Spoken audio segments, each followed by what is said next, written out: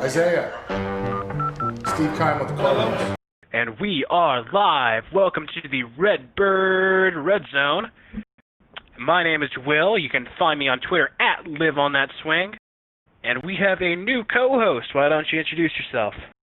Hey guys, it's All AZ Baby from Twitter. That is my handle, at All AZ Baby. I'm glad to be here. Can't wait to talk some Cardinals with you guys.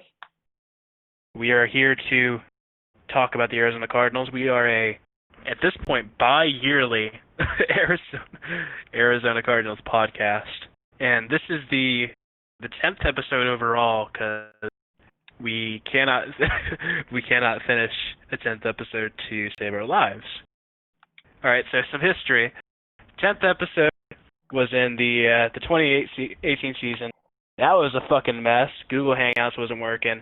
We couldn't get it working over the phone, so we just didn't do it. Wind was taken out of our sails. We just didn't record another episode. Last season, anybody who follows on Twitter knows, we attempted to have a go of it last season, but we were not recording at the time we were actually recording the episode, so we had the wind taken out of our sails again, and we just said, fuck it, no way. So we are back here to do the 10th episode for the third time. And this will be interesting. Because as of right now, this episode is cursed, but we're going to try it anyway. So, since 2018, since that fateful day, we had a 2-14 season. We let probably one of the worst coaches in our history go. We drafted a franchise quarterback. We got a new coach. We had another season, went 5-10-1, but it didn't look so bad. And now we're here.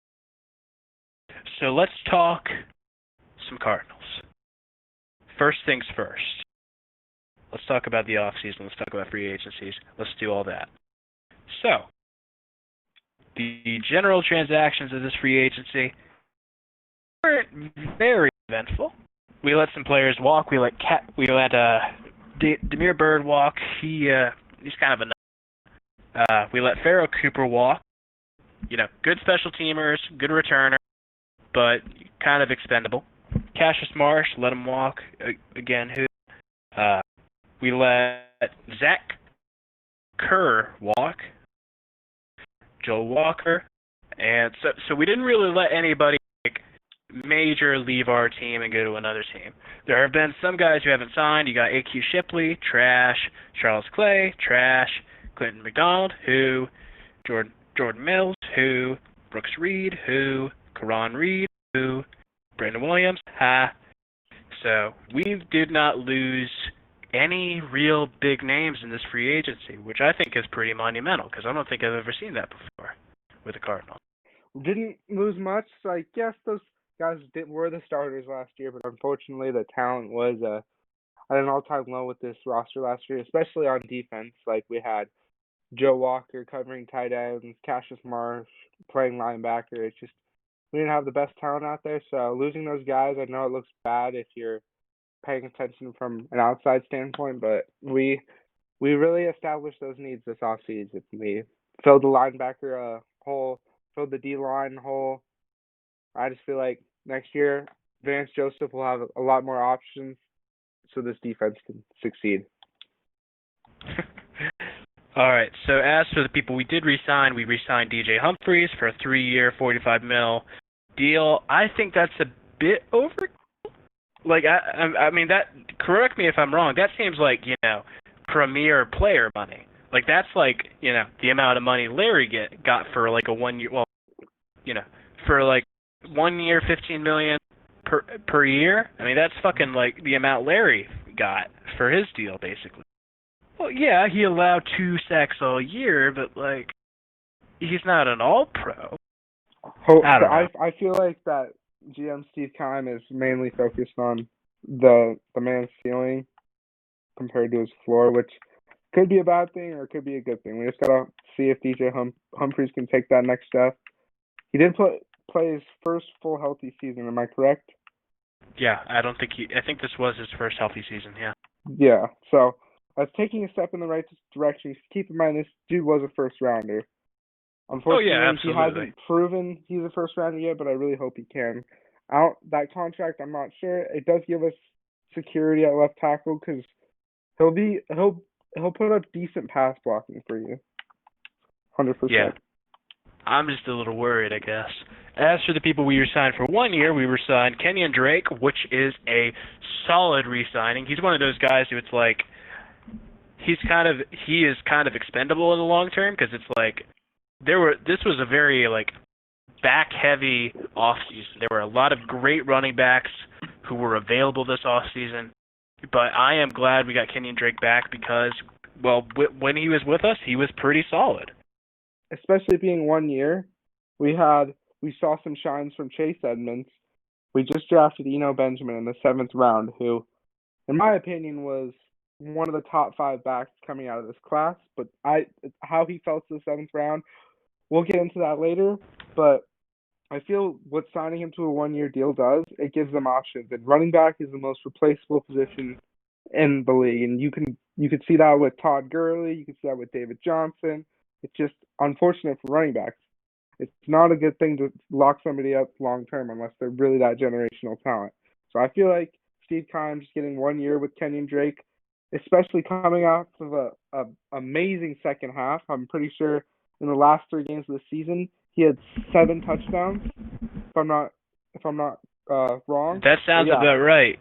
Yeah. He's coming off a huge end of the season, and signing to a 1-year deal is kind of like a prove me deal. It's perfect. I am excited about this move. I thought he was solid, but I do hope Keim learns from his mistakes with David Johnson and doesn't do any like loyalty deals. Like if he gives him a 4-year $70 million contract to come back after this year, I'm going to be a bit upset because you should never in this NFL, in the modern day of the NFL, give a running back a second deal. It's just bad luck. Yeah, absolutely. It just honestly just depends on where they are. We'll probably be having the same discussion next year. Yeah. But we re-signed him. We re-signed Justin Murray, Larry Fitzgerald, and I don't know about you, but I was a little worried he wouldn't come back because it's like he is so old at this point, man. He's so old.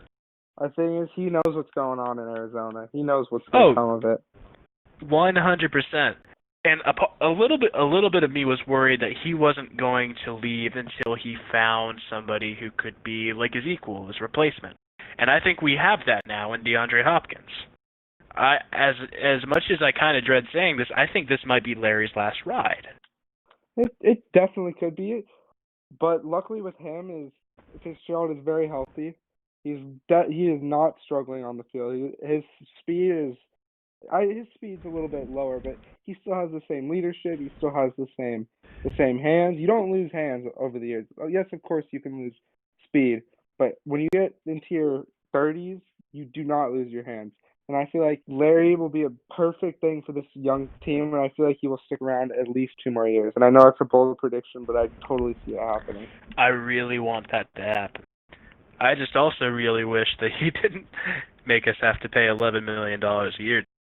Yeah, that I feel like it's more of a what did you call it for David Johnson? The deal that Steve Keim gave him? A loyalty contract. That's the word right there. And I mean, there were needs this offseason. I mean, if we put up a winning record next year, it won't make me the most angry because there were some great names available in this free agency class, and I really wish the Cardinals would have pulled the trigger on a couple of them. But yeah, definitely, I could see this. I couldn't see it. I'm not going to say it's going to backfire, but yeah, it is a lot. But what can you do? It's Larry Fitzgerald. He's your leader. He's the guy that you want in the playoffs. That's all I got to say. Absolutely. And in addition to that, we re-signed Devon Campbell, Zane Gonzalez, who great move. He was a solid kicker all year. Brett Hundley, solid backup when we needed him, and DJ Foster, who is a bit puzzling to me because I don't think he really deserved a second contract. That is a discussion. I think this is definitely his last last chance this year.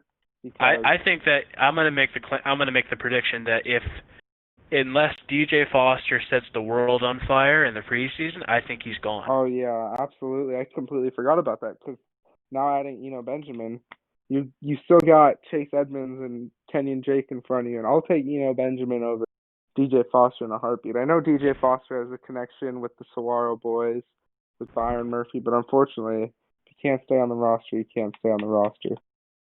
And we also re-signed a few more guys. We re-signed Charles Washington, Max Garcia, Jonathan Bullard, and Chris Banjo. So let's talk free agency. We signed Devon Canard for 3 years, $20 million. I admittedly don't know much about him. We signed Jordan Phillips, who was pretty solid in, I want to say, Buffalo. He was with Buffalo, right? Yeah, I can go over some of the free agency moves after you're done talking about them. Oh yeah, no, I mean you can go for it, man. I admittedly know almost nothing about these guys. So all right, so I'll get started with Devon Canard, local kid. I know he's from Arizona. He went to high school here. Hold on, sorry, let me just get my list right here. Okay, so Devon Canard, they got him on a 3-year, $20 million deal. I personally like this deal. It's a perfect piece to complement Chandler Jones in the edge rush. So you're gonna have Devon Canard and Chandler Jones on the other side, which who knows, it could be another one of those guys. Devon Canard could pass rush, not the best in coverage. That's when we get to somebody like Devon Campbell, who we signed in the offseason. He is more of a coverage guy, and he was coming off of a good season as well. We picked up Jordan Phillips from the Bills, who had I think 9.5 sack season, and he assures everyone that it's not a fluke year, that he's gonna build off of it. These guys are pretty young guys. Traded for Hopkins, which was huge. You can't put into words how huge that is for Kyler Murray and just such a young team. It's basically a prime Fitzgerald. It's 2007 with Kurt. It's that Fitzgerald right there. So yeah. Great things can come of that. And yeah, if you want to talk more about that trade, you can go ahead. So we're talking DeAndre here, right? Yes. All right. So for the first time since 2009 or so, the Arizona Cardinals now have let's say 2008, because we're gonna talk about the championship year here. We have a great wide receiver trio for the first time since 2008, and that campaign we had Larry Fitzgerald, we had Anquan Bolden, and we had Steve Breston, and now we have DeAndre Hopkins, Larry Fitzgerald, and Christian Kirk. Now, I don't know about you, but that sounds like an infinitely more sexy trio than the one we had in 2008. Oh, yeah, and absolutely. And what you can also cannot forget about is there are guys who really didn't see the field much. We drafted 3 rookie receivers. I mean, they all were high grades. They all can be something if they were developed correctly. So, I mean, I know you have those 3 guys, but you also have guys that potentially could have an amazing sophomore season, like Andy Isabella, Hakeem Butler, or even Keyshawn Johnson. And I think you also got Trent Sherfield, who did show some flashes. So who knows what could happen? I remember last season it was either in the preseason or during training camp. I remember a lot of people saying that Kyler's favorite target during training camp or preseason was Sherfield. So I think that Sherfield is probably a good bet to stay on the roster. I think Hakeem Butler. I mean, I know he's coming off an injury, and I know that's always a little dicey. But from what little we've heard of him, and from the college tape we saw of him, I think he's probably going to be all right. Keyshawn, I don't know about him. The only real wild card I see on this list is Andy Isabella. Now, last year we had another pick that involved a wide receiver and a second-round pick, but it wasn't for somebody as sexy as DeAndre Hopkins. It was for Andy Isabella. We traded Josh Rosen, who we took 10th overall. who we took 10th overall. We thought he was, the brand new hope of the Cardinals. And then one of the bigger kind blunders, I think, of his GM stint, he didn't make the trade of Josh Rosen prior to the draft. He didn't set up a trade. He made it during the draft. And in the second round, we got Andy Isabella, who was a small school, played at UMass. He is a small school kid who lit it up against bigger schools in garbage time minutes. But we took him over DK Metcalf. I would so much rather have DK Metcalf over Andy Isabella. Andy Isabella 100%. had a single good play all year last year. Like, shit, man, when's the last time you can think of that, like a second-round wide receiver, or a wide receiver in like the top 3 rounds, who was like the key piece in a trade, only got 3 receptions in a year. The thing I feel about Andy Isabella is I understand the stats are not pleasing at all, but I feel like giving up on a guy that has speed, something that you cannot teach, I just feel like that's going to be very tough. And I understand that he may not turn out to be anything great. Me and you don't know that, but the investment, I feel like Cliff Kingsbury, that was his guy. Like, you watched Flight Plan, you saw. He's like, Andy Isabella is my guy. Like, we have to take him. And I feel like they're going to be very invested in him, which I know there could be one of those receivers that is the odd man out. And we don't know who it is. I just feel like which I feel like is also a great thing. So receivers try to prove themselves here. You say you can't teach speed. I think to myself, you can't teach speed, but you can absolutely teach, route running. You can absolutely teach that, and it's just like he doesn't have that. Like, well, that's what I'm saying. That's why I feel like he's more of a project. And I know taking a project in the second round is not something we should be doing. But in a sense, when he did get the ball with space, he looked good. I know it wasn't much, but when he didn't drop many passes, I know there was problems getting open. I understand that. That was with all of our receivers. I don't know. I feel like they really need to find a role for him. Playing him as a vertical receiver or putting him on the outside, put him in the slot or something. I don't know. I don't know why we needed 2 slot guys. You got Christian Kirk, who was already a slot guy, and then you draft Andy Isabella the next year, who you wanted to be a slot guy. So it's just I don't understand. But they need to figure out a way to get Andy Isabella in there because his speed can be dangerous. That's all I gotta say. But so that just about covers the free agency and probably the biggest trade the Cardinals have ever had. Should we talk about the draft? All right. I'll just start with the first pick. Cardinals fans were speculating since January. We got pick number 8, and it was very hit or miss. Nobody knew what the Cardinals were going to do with this pick. They thought we were going to go with tackle, maybe even CeeDee Lamb. Well, it was all CeeDee Lamb, but prior to the DeAndre Hopkins trade. And once we acquired DeAndre Hopkins, it would be absolutely foolish to take a receiver. But it was down to basically tackle or one of the best defensive players available, which could have been Okudah, Simmons, or Derek Brown. And come draft day, nobody expected Isaiah Simmons to fall to the Cardinals. And this is a guy that is my personal favorite player in the draft. And when I was watching this, it was definitely a nerve-wracking time. I really didn't want Steve Keim to mess this up, and I really think he hit with this pick, and he will not regret it because this pick right here, not only is he 6'3", 2 something. I know he's basically the size of a vertical threat wide receiver, which is insane. The fact that he can play linebacker and defensive back, that just blows me away. This dude can cover tight ends. He can play as a QB spy for Russell Wilson, Lamar Jackson, Patrick Mahomes, anyone like that, any mobile quarterback. So this is a guy that can play multiple positions on defense. I just feel like this is a phenomenal pick for the Cardinals. What do you think, Will? I've got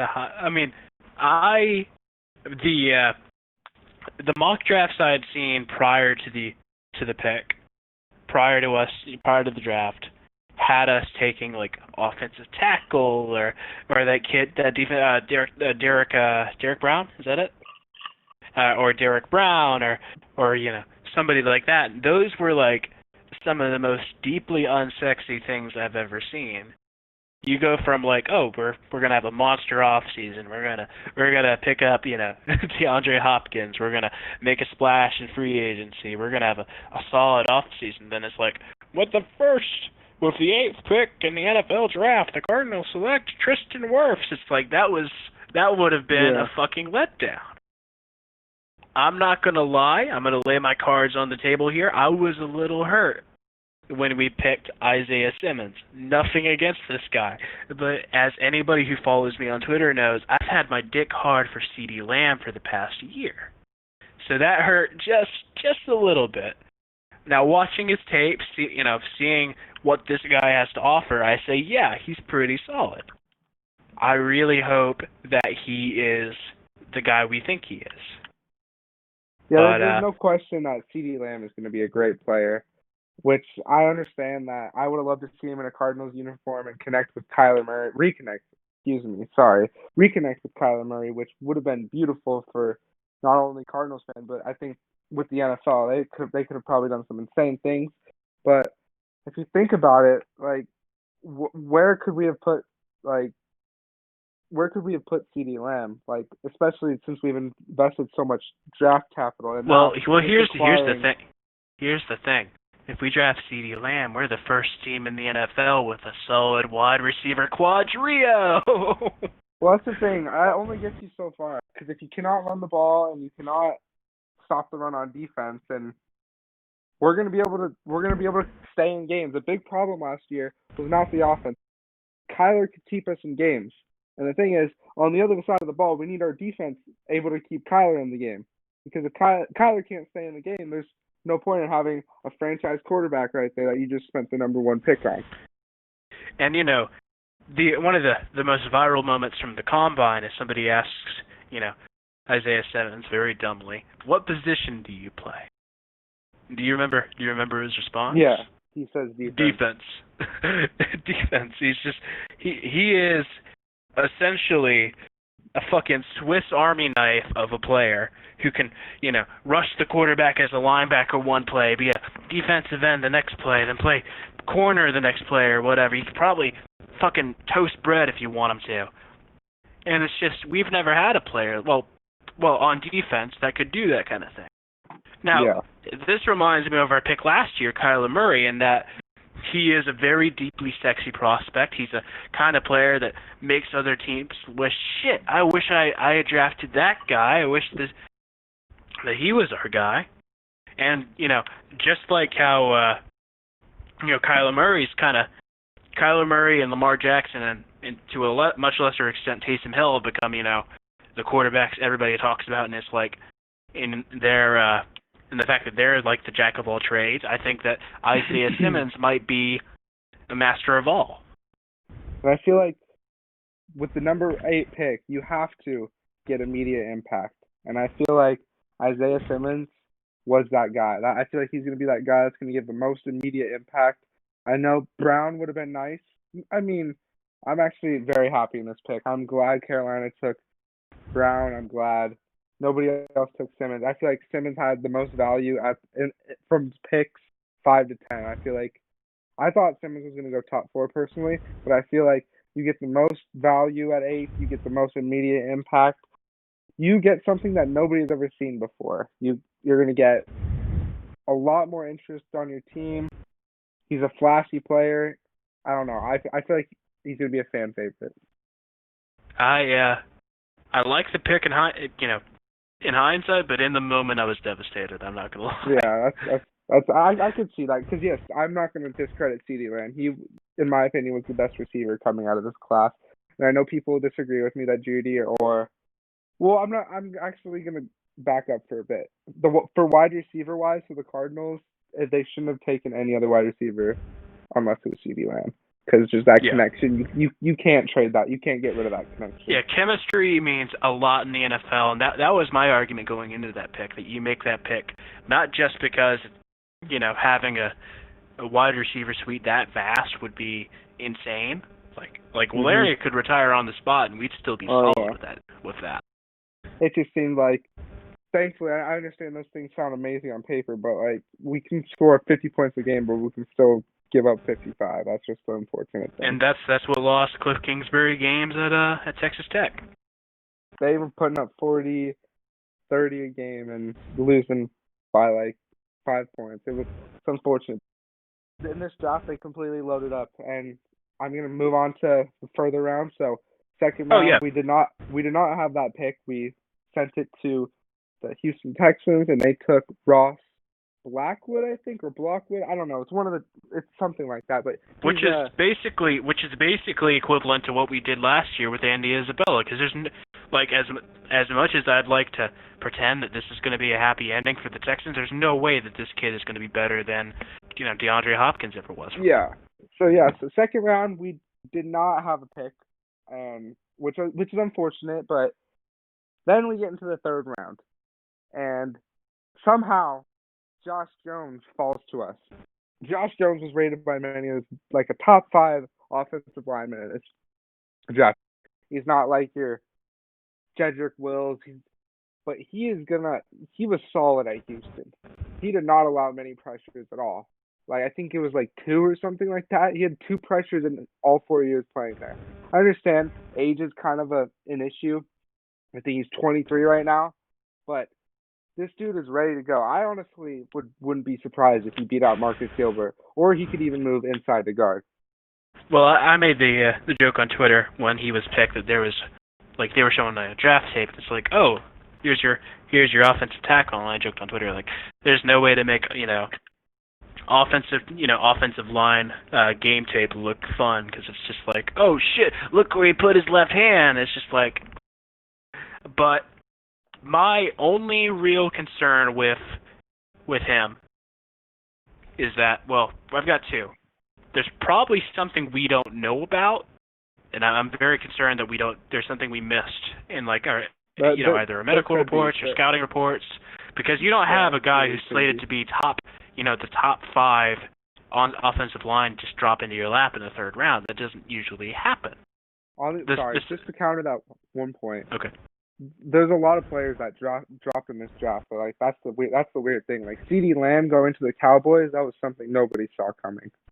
One of many, but continue. Yeah, prior to the draft, there was a lot of speculation that this would probably be one of the most interesting drafts in like league history, just because of how the coronavirus crisis has made it so that teams can have workouts, you can have very limited player meetings, and you just have to go on basically just gut and game tape alone. So either everybody passed on Jones because they didn't have the right tape, or they were just like, I don't know what the fuck it was, man. Maybe he said something dicey in a player interview. I don't know what the gist is. I'm just gonna keep my positive thinking cap on and hope for the best. My other concern with Jones is that I don't know if you pay attention to all of this, but he played for the the AAC, the All-American Conference. That's a bunch of Big East and former Conference USA teams bundled together in one big conference. So I'm a little worried that his competition might have been the reason that he had 2 pressures all year. But I mean, if he played solidly against that competition, I can't really complain. So the nice thing about it is 4 years. I don't think he missed many. I don't think he missed any games. Somebody can correct me on that. He missed very minimal games. 4 years of durability, and I know he did put up solid numbers. I just feel like that's a great something to build off of, especially with the third round pick. Yeah, definitely. Moving into the fourth round, we take Leki Fotu. He came from Hawaii. No, he did not come from Hawaii, did he? He came from Utah. For Utah. My apologies. He's not the biggest number guy. He won't get a lot of sacks, but what would be huge for the Cardinals is run stopping, and that is something they lacked last season. And I feel like they get somebody huge for like a run stuff, 4th and 1, 3rd and inches type of play. And this is a great value pick. He came in the 4th round, 330 pounds, 6'5". He's big dude. Steve Keim says reminds him of Vita Vea, and then with the next pick we had. We'll talk about both these picks because they're both D tackles. But with the second fourth round pick, which we got from the Hopkins trade, we took another defensive lineman, which was Rashard Lawrence. He's a D tackle or defensive end. He does play a role in the pass rush game, but he was a captain at LSU, which really interests me because with a team that was such success, and this dude was a leader for that team, I feel like those are the intangibles like that you can't teach with some guys. And I feel like it's kind of like a project pick. They could work with him. Hopefully they can get him on the field as much as possible. But I feel like this is a great guy. They drafted, good character guy. And you know how Kime cares about character. But yeah, he's 6'2", 310. Not the fastest, but you know, he'll still stop the run, and who knows, maybe they can develop him to be something better come down the line. What are your thoughts on these two picks? I think Lecky Fotu is a really good pick. I think that this is a weird thing to draw on, but I think his rugby background is kind of an interesting one. I think that could lead to if you're playing rugby, you got to run the ball a lot. You got to do a lot of things that a lot of NFL players, especially on like the defensive line end, don't really do. So I think that he's probably going to be a lot more faster than some of the guys, and I think that's pretty cool. As for Lawrence, I don't really know much about him. I think he's kind of a wild card in that respect. Yeah, I think the big thing about Rashard Lawrence, that I think the most attractive thing is the fact that he was a captain at LSU. That team knows how to win. I feel like he can bring a good attitude into the locker room. Who knows? Then again, it's also a fourth-round pick. And then we would have had 2 6-rounders, but one of them was traded to Cleveland for cornerback Jamar Taylor. But our 6th-round pick was Evan Weaver, inside linebacker at Cal. And this dude, I know he's not the prettiest player. He's not the Leighton Vander Esch. He's not the Luke Kuechly. But this dude knows football. He led all of college football in tackles last season. He was the Pac-12 Defensive Player of the Year. And high motor, killing mentality, and he really should have gone sooner. And we got him in the 6th round. I'm beyond happy with this pick. What are your thoughts on this, Will? I think it's a pretty solid pick. I don't see him getting a lot of action. The big thing I've heard about him is that he's probably going to be like a special teamer. He's probably not going to see like a lot of snaps as a starter. I think he's a solid pick, but I don't know, man. The thing I think with him is he could be a guy that maybe sits back a couple of years, and maybe we'll get into that starter role maybe down the line. Who knows? And then we move on to the seventh round, and by then Cardinals fans on Twitter were all going batshit crazy because Benjamin was still on the board and Steve Keim did not take him. And I was fucking stewing I've been stewing for the past 5 hours of the draft because Benjamin was still on the board and we were taking these guys. Who's Evan Weaver? Who the fuck is Rashard Lawrence? Yeah. And Benjamin was still on the board.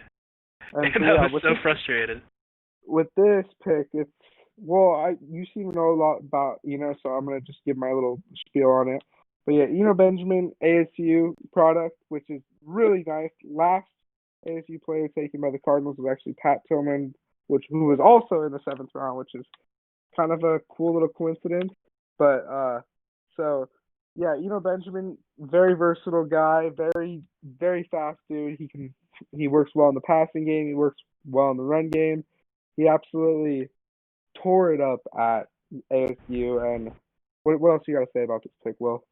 I think that this is probably one of the most underrated picks in this draft for the Cardinals because Benjamin, it's like he was slated by many to go in either the third, mid-third to late 4th, and I think that the market for running backs has been a little stagnant this year because everybody seems to have their back, but Benjamin has the capacity to be somebody who goes from being like, oh, you're the third string running back to, oh, that guy just fucking beat me up in fantasy. I think that his time at ASU was pretty fucking solid. The last ASU back I got really hyped for turned out to be kind of trash, and that was Kalen Balazs. That's unfortunate. But I mean, the Arizona Cardinals don't draft Arizona State products often, which is really weird because that seems like it'd be a great fucking marketing opportunity. But when they do, it's usually a success because it's like, think about it. You got Pat Tillman, you got Jake Plummer, you got those two alone are like some of the best players to ever come out of ASU. So I mean, I have a lot of trust in Eno Benjamin. I think he's going to. If he's not the second string back, he'll at least be the third string. Yeah, he'll definitely get some touches this year, but I think he could even be the guy after Kenyan Drake leaves and Chase Edmonds moves on from this team. I really hope so. Yeah. Eno Benjamin's definitely going to beat out DJ Foster because DJ Foster's always injured. He's never really shown enough flashes to be a viable guy. And yeah, I really hope that Eno Benjamin lives up to the hype because he is a lot of fun to watch. So overall, this draft, I really had very high props to Steve Keim. I know there were picks where literally the person I wanted off the board, that's who Steve Keim took. So there was some good confidence with me, so I'm going to have that type of bias. But I think he had an A draft. I don't know. What do you think overall? I think that this draft was pretty solid. I think there were a few picks here where I get where they're coming from, but am a little confused. Like Evan Weaver, as solid as he was in the Pac-12, I don't see him being much of a threat. But I mean, again, that's a 6th round pick. That doesn't really make much sense to bitch. It's neither here nor there. But overall, just a pretty solid draft. I'm gonna give it an A minus because I want to deviate from the crowd here a little. That's fair. That's what most people are giving the Cardinals an A minus. Yes, there were some good DBs on the board that the Cardinals should have taken, but I also don't mind them beefing up the O-line. It gives Vance Joseph a lot of options to stop the run because we really struggled against running backs, and it's also tight ends, but we kind of solved that drafting Isaiah Simmons. Can I tell you the only way I can see us having screwed up this draft? How so? The only way this draft class turns out to be a bust is if Vance Joseph doesn't utilize any of them. Because it seems near impossible for you to fuck up a draft class of this solid. But Vance Joseph, if there's ever a guy to do it, it's Vance Joseph. I really hope that Vance Joseph is definitely turning the page on his poor performances in the past. I don't know. He wasn't the greatest head coach. I know he could be growing as a defensive coordinator, but he has all the pieces, and I feel like if this defense does not click this year, if it's not top 15, I think that goes completely on the coaching. I want to be optimistic, but I am a Cardinals fan. I have been burned before. I'm antsy. I'm not gonna lie. So I think that Simmons, Jones, Weaver, and Benjamin all went later than they should have. I think that the Cardinals got the very definition of value in this draft. There's no major holes left on this roster. We just got to develop these players right. And I think that the only way we can fuck this up is if Vance Joseph just screws up one of these guys. We picked up about 20 UDFAs so far. I don't recognize many of these names. The kid from Youngstown State, the wide receiver from there, I've heard he's pretty good, but I mean that's SD2. He's probably just a camp body, whatever. But our wide receiver room this season looks to consist of Hopkins, Fitz, Kirk, Isabella, Johnson, Butler, Sherfield. And I think that's a pretty solid room. And also I feel like a lot of people are overlooking, we have that great receiving core, and some people are very confused about what's going on at the tight end position, which, I mean, I don't blame them. We just lost Charles Clay, so it seems that the tight ends on our roster are Max Williams and Dan Arnold. very good for Kyler to utilize his tight ends. However, there's a guy who kind of shined a little bit at the end of the season, and that was Dan Arnold.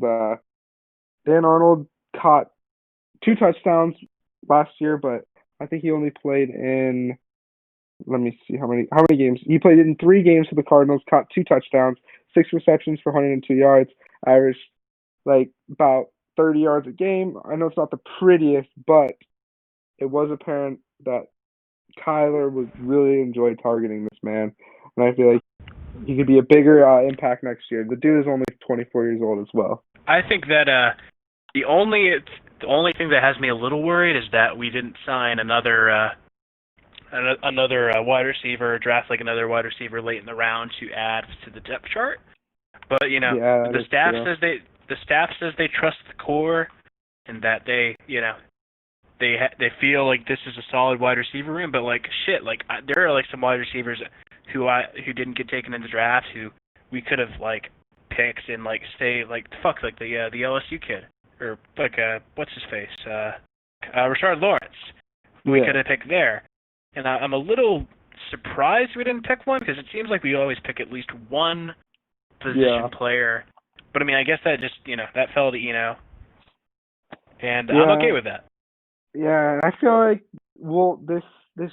this draft class can be something pretty amazing. I think that could be very huge, and there's not much else to talk about until training camp, honestly. Yeah, and of course the caveat to that is that with the state of the world with COVID-19, the idea of like having a training camp and shit even being a season is still entirely up in the air. We've still got to wait for the go ahead. Like I remember reading like articles saying like concerts might not happen until fall of next year, and the idea of having a game with fans might be ways, but I for one hope that with the all-star fucking lineup we've assembled this year, we get to see. I could not agree more. Because just like seeing how fucking like excited people were for the draft, and just seeing how like that was the the culture for like a solid fucking 3 days, I think that people are going to be ecstatic to have football. But fuck, man, like if you had told me 2 years ago when we had Josh Rosen and we were picking up fucking randos to have like fucking 1-year contracts who we let go like 3 weeks later. Like, you remember when we had like was this last year or this year when we had a fucking Crabtree? Oh yeah, no, don't get me started on Steve Keim's 1-year deals. Those aren't. Fuck, man. Those are brutal. And unfortunately, we still got one of those last year, and Terrell Suggs, who was a little bit of a bust. But I mean, who can really say that a fucking guy in his like late 30s playing like a honeymoon deal?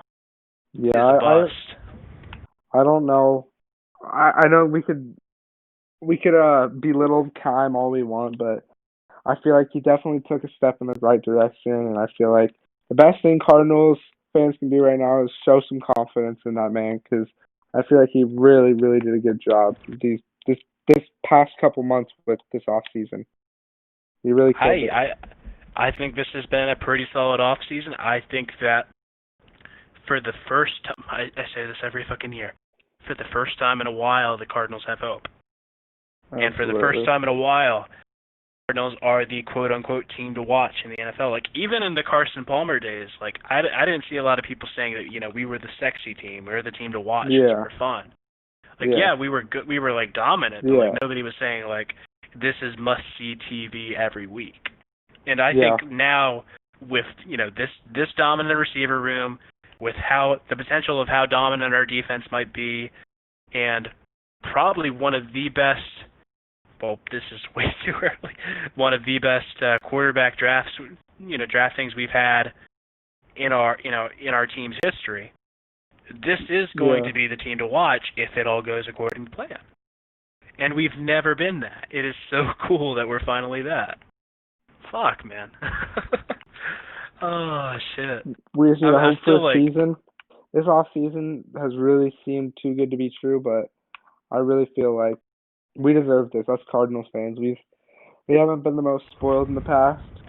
We have remained loyal through thick and thin. We have been loyal through Josh Rosen, John Skelton, Derek Anderson, just these absolute fucking terrible quarterbacks and terrible teams and terrible seasons. And we're finally this close to being rewarded with at least a wild card team, and that feels so good. It's just all comes down to execution. I just really hope we can execute. I really hope so too, man. This is oh shit, man. Should we talk about the schedule as a whole and give our predictions as to what we think it might be? Yeah. What do you right. think we're gonna go next year? All right, I'm gonna read off. You want me just to read off the list of teams we're playing, and we can just say. We can go one by one. All right, so we don't have a definitive week by week list, but we do have the list of teams we're gonna play. The divisions we are playing are the NFC East and the AFC East. AFC East is going to be interesting because there isn't really a definitive team in the AFC East this year because of the Tom Brady trade. So that in itself is going to be interesting. The NFC East is like last year at least it was two absolute bottom feeders and two teams that are in a toss-up for the division lead. Last year was some of the ugliest division play I've ever seen within that took place in that conference. I think that we have a shot against some of these teams. So I'm going to read off a list. You can tell me what you think. So, the first team on the list is the Philadelphia Eagles. I simply think, I know Eagles fans are very confident in their team, but Carson Wentz is very injury prone. I don't see it. I know he has the skill, but I don't see him progressing much, especially with such a weak receiving core. I know they just drafted Jalen Reagor, but they could have gotten CeeDee Lamb at that position, and they did not pull the trigger on him, which absolutely blows me away, but I don't know. I feel like this could definitely be a win. I think that this game could be a win, but I think there's a caveat here. I think the only way that this game is a win is if it is late in the season. If this is late December when the Eagles are prone to have collapses because of injuries, I think we win this game. Early in the year when they're driving, I don't really know. So, my answer there entirely varies on is this early in the year or is this late in the year. The next team on this list is the Washington Redskins. Doesn't need much of a question. It's just. And usually that seems like it should be that easy, but the last two times when we appeared to be the better team facing off against them, we lost. Yeah. And one of those was, the season opener when we had Sam Bradford. Sam Bradford led Arizona Cardinals get demolished by them because we didn't have any balls. The year before that, it was we lose to them in a rainy ass game at FedEx because Larry doesn't catch it in the end zone and just a shaky game all around. But given how weak that team is, I can very much see that being a win because there isn't a single good quarterback on that team. There's as much as people love that wide receiver that everybody's talking about, the fucking kid who had a great rookie year.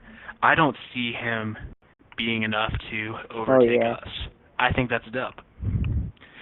After that, we have the Miami Dolphins. I'm a little shook on this one. I'm a little, I don't really know here. I think they had a solid enough offseason, and I feel like the end of their season, people like to dunk on them for having a bad season, but for the end of their season, they had, 4 straight wins? They entirely fucked up their tanking plans by winning too many games at the end of the season. I think if they come in with that momentum and come in with, Tua, firing on all cylinders, that could very much be a win for them. What do you think? I definitely think that the Dolphins are going to improve. They're going to have a much improved. They're going to be in the middle of the league. Maybe even they could give them 2 years. They could be in the upper half. But I think they could definitely be in the middle of the league at the end of this year. And but I still think the Cardinals could definitely outplay them.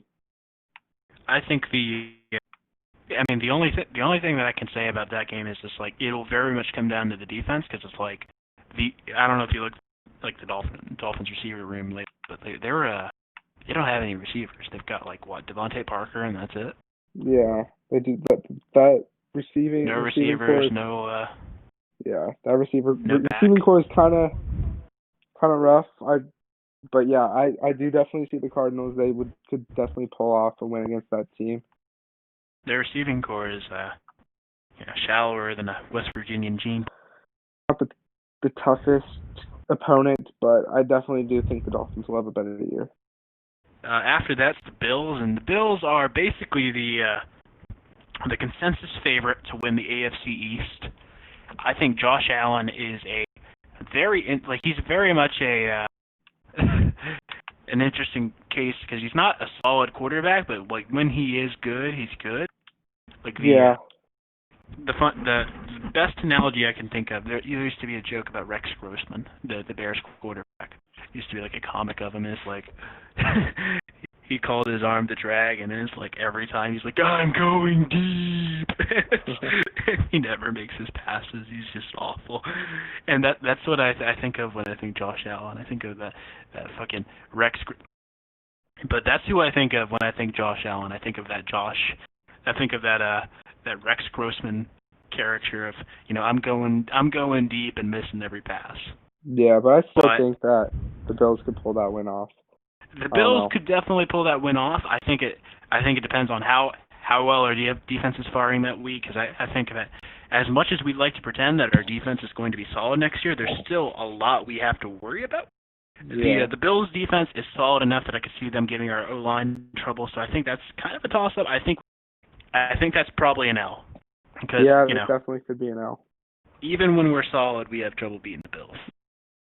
The next team on this list I see is the Detroit Lions. Now, the Detroit Lions are on this list because they were the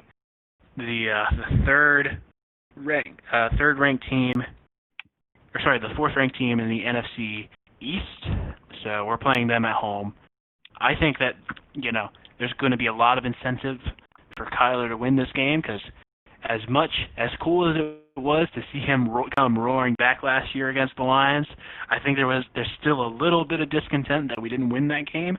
I can see us winning this game because we got Kenyan Drake, we got DeAndre Hopkins. They still don't have a solid cornerback. They fucking traded their best corner for nothing. Yeah. So they did get Jeff Okudah though. Yeah. But yeah, I don't know if Jeff Okudah is enough, unfortunately. Jeff Okudah is no Darius Slay though. And I think that this is very much an L. I think this is very much a W. And after that, we have the usual suspects who play the Seahawks at home. We always lose to the Seahawks at home, no matter what year it is. I think that's probably an L. You never know. This is a different. Carson Palmer could not face the Seahawks. That was a fact.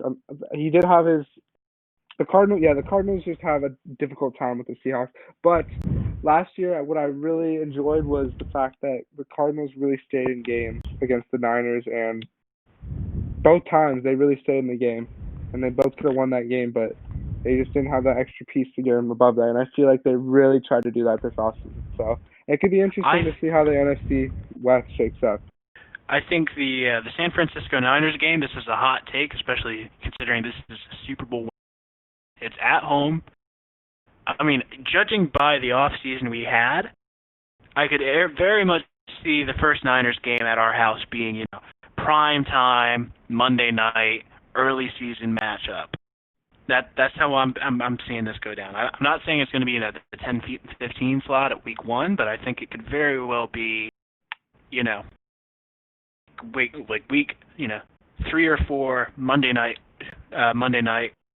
I think that this is a dub. I agree with you. I think that a lot the NFC West over the past few Super Bowls.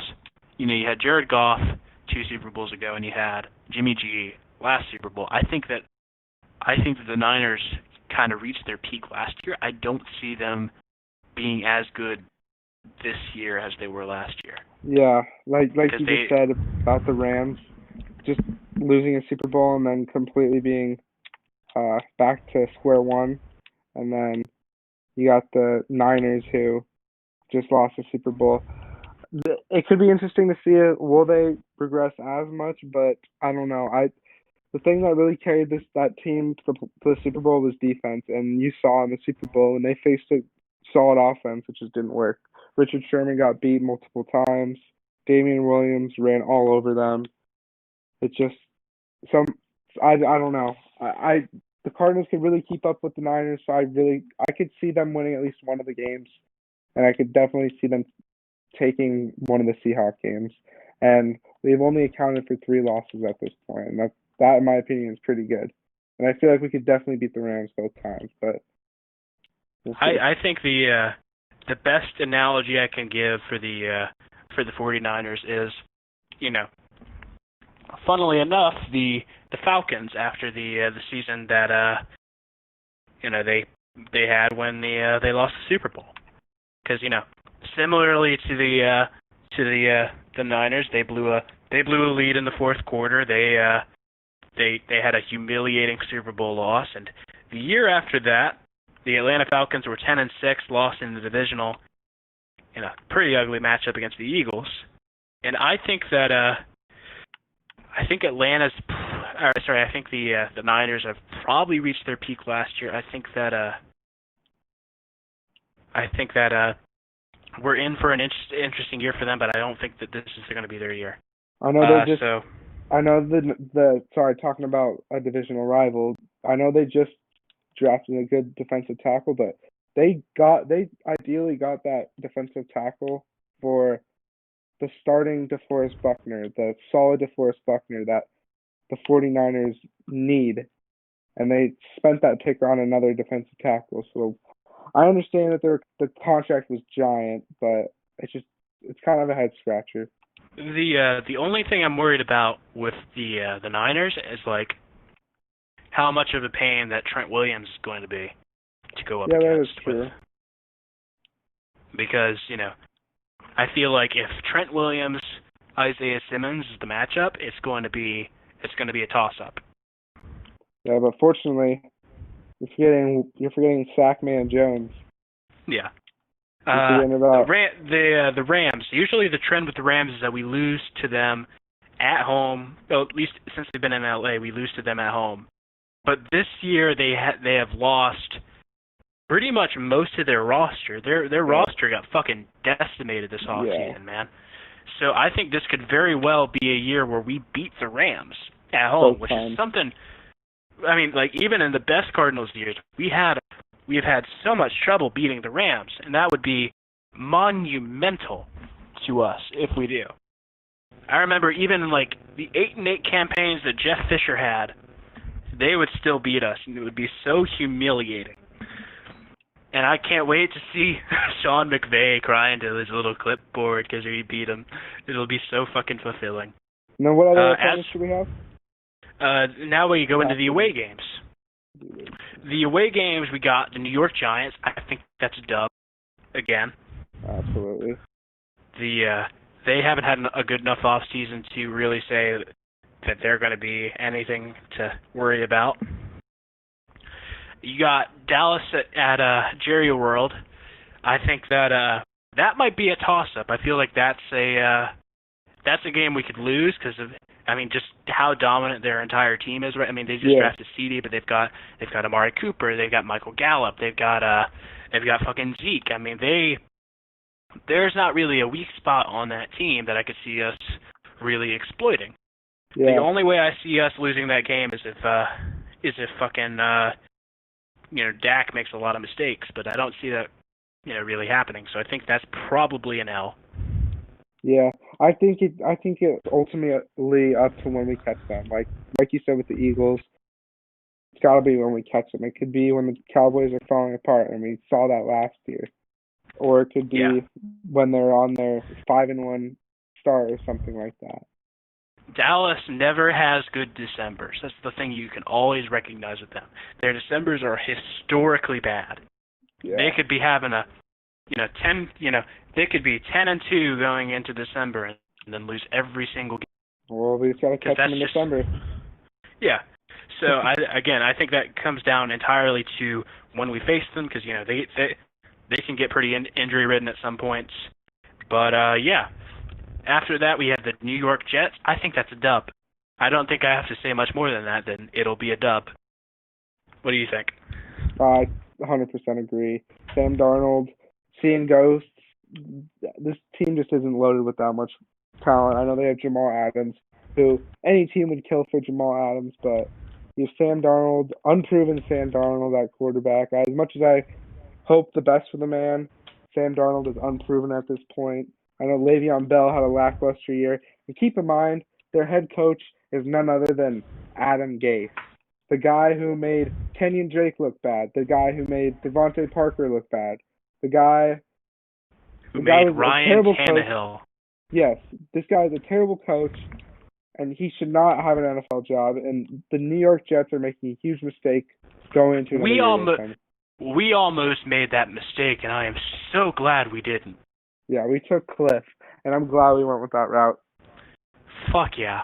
After that, New England in New England, I think this comes down to two things. I think if it is a game in December, we have to play in like sub-zero temperatures. That's a loss, no matter how bad any of their play is. We are historically bad in cold weather games. One thing I would say though, we do have a run game. Absolutely. But we can rely on running the ball. Sorry, the way I could see this being a dub, other than, if it's not a cold weather game, is if Jarrett Stidham, the quote-unquote heir apparent to Tom Brady, is a bust. If he does not live up to the hype and he's as trash as I think he's going to be, because really, what kind of a name for a quarterback is Jarrett Stidham? Tangent here. I'm a big believer in the name philosophy when it comes to quarterbacks. If I can't see myself buying a jersey with your name on it, I don't think you're going to be a good quarterback. And that's the case with Jarrett Stidham there. But yes, Stidham's kind of like a mystery here, because we haven't seen much of him, but New England really likes him. And I'm always a little worried when they like somebody so much, because that's usually a bad sign for the rest of the league, but who knows? Maybe we catch them off guard. I'm going to say a loss just in case, because I know how these schedules work. I know this is probably going to be a December game. After that, we have the Carolina Panthers, who are in the midst of a rebuild. Their quarterback spot, they've now got another quarterback similar to ours. They've got Teddy Bridgewater, cannon of an arm, with the boots to match. But I know we did lose to Carolina last year, but I could really see them stringing out a W in this game. Carolina is interesting to me, because when we're having good years and we face them at home, it's a dub, no matter what. Yeah. But no matter what year it is, if we're having like the best season ever, or if we're, facing them in one of our off years, we always lose to them in Carolina. And the thing I always stress is that the team that is closest to me is the Carolina Panthers. I have not seen my Arizona Cardinals win a game live, seeing them live, since 2006. So it is immensely frustrating to have to, go to a Panthers game, see the Cardinals play, and just lose to them every time I see them. It's just so frustrating. The last time we beat them in Carolina, if I remember right, was 2008, when we had the Super Bowl campaign. And even then, that was a miracle, because Jake Delhomme was such a fucking trash quarterback that he couldn't beat us. Yeah. But I think that's a loss just based off the historical precedent. Seahawks, in Seattle, I think that's a win, because usually, even when we're having a bad year, we always beat them in Seattle. Even when we don't have our starting quarterback. Yeah, even when we don't have our starting quarterback. San Fran in Santa Monica, Santa Clara. I think that's not good. I think that's going to be a loss. as much as I want to say that will be a win, I don't see that being a win. And then the final one on the list is LA in LA. I think that's a dub. I definitely could see us beating the Rams home and away. 100%. Because I think that not only are the Rams no longer the sexy team in LA, so I don't think as many people will become. Well, not that anybody ever came to their games regardless, but I don't think as many people are going to be going to their games. But I think that I think that Jared Goff on his own is not threatening. Jared Goff, Brandon Cooks, and Todd Gurley in their peaks are threatening, but Jared Goff on his own. So they're basically nothing now. They've got Cooper Kupps and Robert Woods. That's not much. So I could see that very much being a win. So as it stands, let's see. I'm gonna tally up my our wins. Let's see, 1, 2, 3, 4, 5, 6, 7, 8, 9, 10, and 6. I think that's a little optimistic, but I thought in the year we got Josh Rosen that we were going to go 10 and 6, and we very much did not do that. Yeah, I think it all comes down to matchups. I feel like when we see teams, and I really hope we can beat those teams that we've never really been able to beat. That would be a huge step in the next direction, and I feel like we could see a playoff appearance for the Arizona Cardinals, and that would be huge. Because keep in mind, they did just expand the playoffs. How fucking crazy would this be, man? Playoffs, like just the idea of having like a dominant team for the first time. Yeah. Fuck, man. We just gotta wait. That's all we gotta do. Be optimistic and wait. I'm really hoping. So, should we close it out? Yep, let's do it. This has been the Redbird Redzone podcast. We are hoping we can make more episodes in the future as the season comes in. I am Will. You can find me on Twitter at LiveOnTheSwing. You were. And I am at AllAZBaby on Twitter. Thanks for watching, guys. And we are out. Thank you.